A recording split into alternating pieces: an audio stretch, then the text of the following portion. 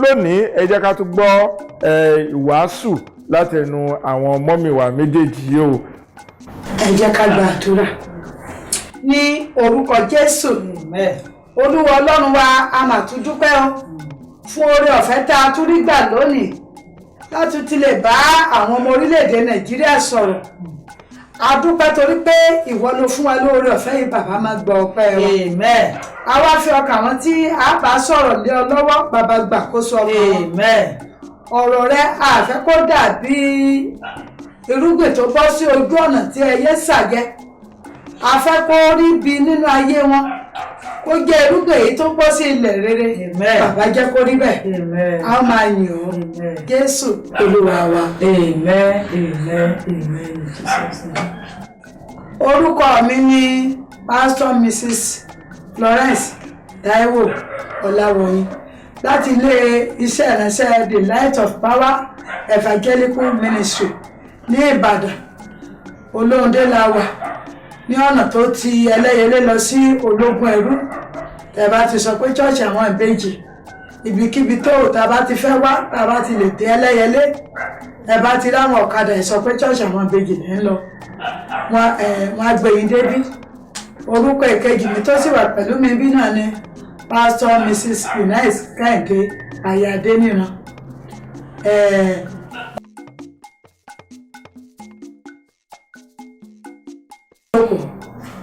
Kẹ́ni kọ̀ọ̀kan wa kápá iṣẹ́ tá à ń ṣe kápá tì lọ́wọ́lọ́wọ́ báyìí torí pé bàbá wa tí ń bẹ ní ọ̀run kò fẹ́ bá wa sọ. Àkòrí ìwàásù tí ẹ̀mí Ọlọ́run ní ká fi bá yín sọ̀rọ̀ lónìí, òun náà ni ìṣubú Jẹ́ríkò. Òun náà ni ìṣubú Jẹ́ríkò. Kí ni Jẹ́ríkò? Jẹ́ríkò òun ló dúró gẹ́gẹ́ bí ìdènà láti mú ká àwọn ọmọ Ọlọ́run ó lọ sí ilẹ̀ ìlérí wọn. Jẹ́ríkò olùdènà la mọ̀ sí.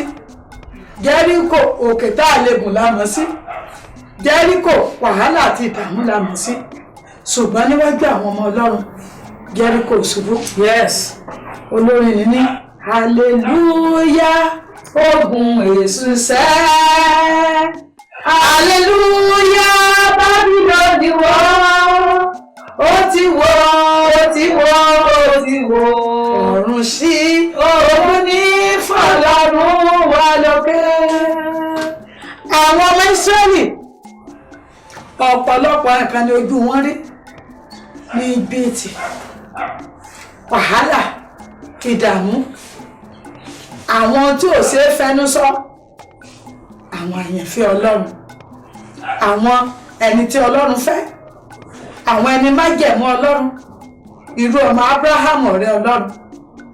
Ẹ wo ọ̀pọ̀lọpọ̀ tó lè dojúkọ ní Íjíbítì. Ọlọ́run sì ti ṣe ìlérí fún wọn pé òun mú wọn padà wá sí orí ilẹ̀ tóun ti fi fún baba ńlá wọn, ìyẹn Ábúráhámù. Ìlérí ni Ọlọ́run ṣe fún wọn. Ṣùgbọ́n ẹ̀wọ̀n tójú wọn rí ní Íjíbítì. Ọlọ́run sì pè wọ́n láti jáde lọ sílẹ̀ ibi tóun ti ṣe ìlérí pé òun ó mú wọn lọ. Fáráò fa àkékọ́rí, ó ní òun ò ní jẹ́ ká lọ ibi tí Ọlọ́run àti ènìyàn ti jọ ń ta kàngbọ̀n. Ẹ̀yin náà mọ̀ pé Ọlọ́run ni ó borí. Yes. Nínú ayé ẹ, ìfẹ́ Ọlọ́run ni ó ṣe ní ayé ẹ. Amen. Gbogbo àwọn tó fẹ́ mú Ọlọ́run lékè nínú ayé ẹ tó sọ pé wọ́n ní jẹ́ kọ̀rọ̀ Ọlọ́run wá sínú iṣẹ́ nínú ayé ẹ, ọgbà ó fi wọ́n mọ́nú iṣẹ́ ṣe. Amen. Torí pé ẹ tó ti sọ̀rọ̀ sí ayé ẹ ó pọ̀ jù wọ́n lọ. Ẹ tó ń gbé náà ó jẹ tó ń gbé náà ayé ẹ. Yes. Báwo Jẹ́ríkò ayé ẹ má rí rárá bí ohun tó ní agbára. Báwo ìṣòro tó lè máa là kọjá má rí bí pé ohun tó lè borí, ohun tó lè borí ni. Yes. Ó dẹ̀ ti borí ẹ̀ bí mo ṣe sọ̀rọ̀ lọ́wọ́lọ́wọ́ rẹ̀. Ọlọ́run pé àwọn ọmọ Ísírẹ́lì, ó rán Mósè pé kó kó wọn jáde lóko ẹrú. Ọba Fáráò ó ní kò ní ṣe ṣe. Gbogbo iṣẹ́ ìyanu ìtí Ọlọ́run lè lò lọ́lọ́run lò nítorí àwọn ọmọ Ísírẹ́lì. Nígbà tó kan tí ikú àkọ́bí ọmọ wọn, Fáráò ní òun jẹ́ ọ̀dà wọn. Ṣàrántí pé omi dẹ̀jẹ̀, ṣàrántí ọ̀pọ̀lọ́, ṣàrántí esin, ṣàrántí bí òkun ṣe sú, ṣàrántí yìnyín àti bẹ́ẹ̀ bẹ́ẹ̀ lọ. Ṣùgbọ́n fà kékọrí torí pé Ọlọ́run fẹ́ fi ògo rẹ̀ hàn lórí Fáráò ni. Ṣòro tó yọ lẹ́nu bàbá ó gbògbò lórí ẹ̀. Amen. lẹ́yìn ọ̀rẹ́ yẹn Fáráò sọ pé ká máa lọ wọ́n lọ ó mà tún lé wọn dókun pupa ó tilẹ̀ jẹ́ pé torí àkókò torí mo fẹ́ gbàdúrà fún wa lónìí àní lè lọ nínú bíbélì kíkà tó bẹ̀ ṣùgbọ́n tó bá yá ìwọ náà lè lọ kà á wọ́n dókun pupa nínú ìwé Exodus 14 to 29 ìrìnàjò lọ sókun pupa wọ́n dé òkun pupa níwájú ogun Fáráò mà tún wà lẹ́yìn ṣùgbọ́n Ọlọ́run fi iná kó fi pín wọn níyà kò jẹ́ káwọn ọ̀tá ó lè súnmọ́ wọn ọ̀tá ò ní lè súnmọ́ Amen. àwọn ìkẹyìn wọn ní lè dọ́wọ́ rẹ. Amen.